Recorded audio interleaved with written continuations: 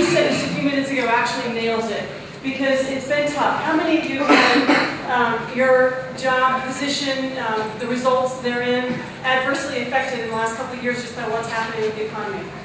Yeah, it's been tough. How many of you are in a position where you have to go out and network and build relationships and find relationships to bring back to grow the business? Yeah?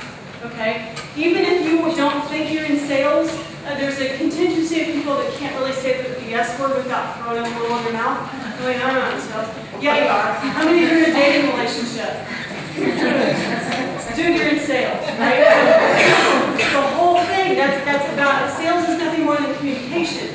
And that's the essence of what you're doing to go out and promote your business. And when you're in what I call a recession obsession, there are some variables happening that are outside of your control.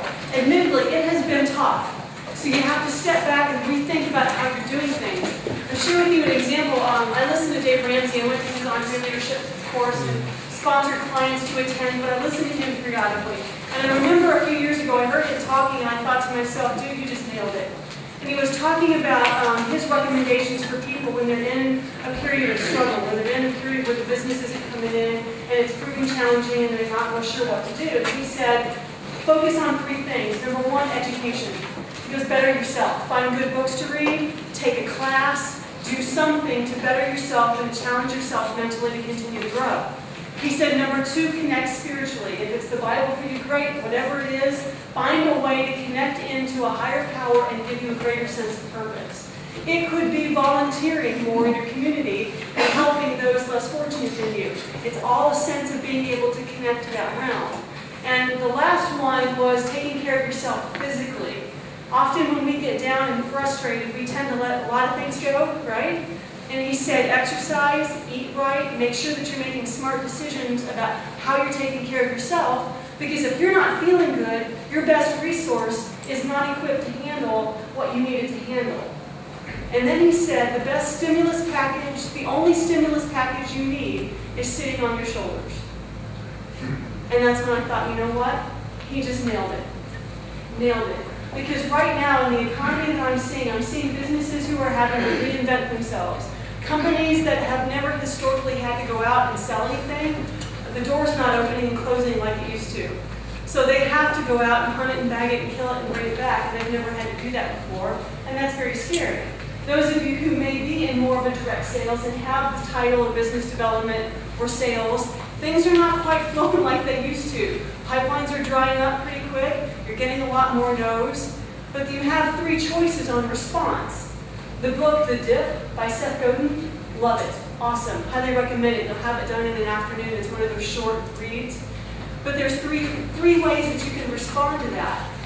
You can bail. You can, no, this isn't for me. I'm not going to handle it. Not going to take it. I'm out of here. You can coast along and decide to pick up your feet and float along in a pool of mediocrity, which is probably what 80% of the population will do. And just kind of hope it goes away and hope that they're not part of the fallout when it happens. Or you can respond by leaning in. All hands on deck. If you want to be bigger, better, stronger, and faster in the opportunities that are challenging right now, this is your opportunity to lean in. I have seen a ton of salespeople fall out because a lot of reasons. They forgot to do the basics. They forgot how to fight for their business. When you can decide that you want to lean in and you want what's on the other side more than you want the pain of where you're at, that is when you will be successful.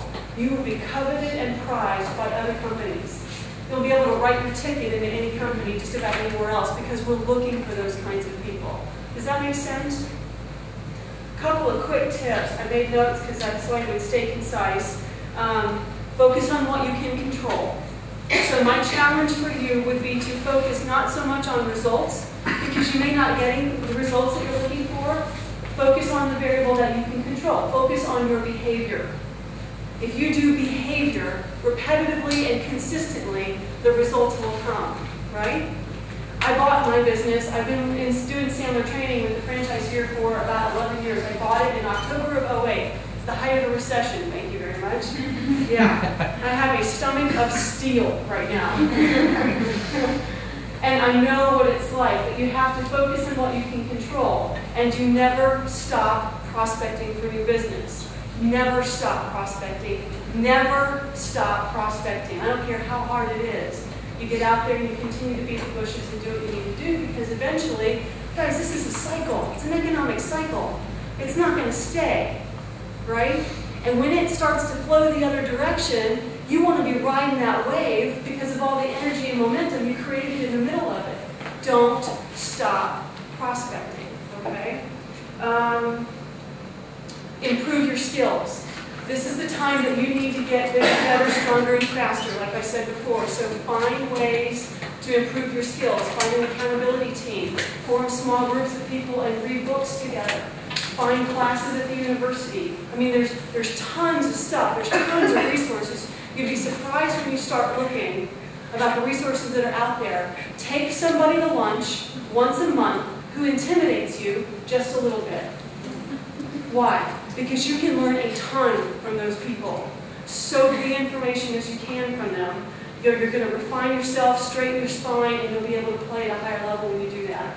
Okay? Protect existing relationships with your clients. Never rest on a relationship, because the red bullseye is on their back for your competitors just as much as it is for you. So protect those relationships. Make sure they stay solid. And take advantage of the low-hanging fruit. Sometimes you just need easy stuff, right? Nothing stinks more than to lose a piece of business simply because your current customer didn't know you offered that. So take advantage of those existing relationships and ensure it. Here's what I will leave you. My final thought is this. Your business gets better when you get better. Don't take the economy and use it as an excuse, okay? Your business will get better when you get better. Thank you. Anybody have any questions? We've got a couple minutes here. Okay. Cathy? Yes. Price, quality, or service? Price, quality, or service? Right. Which ones are going to sacrifice to stay competitive? You know what? Let's do that in this way. Real quick, think about the business that you represent right now. What are the top 5 reasons somebody should do business with you? Just shout them out. Service. What else? Quality. Quality. Experience. Experience. Advice. I'm awesome. Pardon me? I'm awesome. Yourself. Yes. Absolutely. You rock. Okay, cool. What else? Just shout them out. Value. Value. Price. Good. Fun. Convenience. Fun. Fun. Okay, good, good. I've got good news and I've got bad news, right? The bad news is you've all just been fired. The good news is your largest competitor was hiring and you got the job.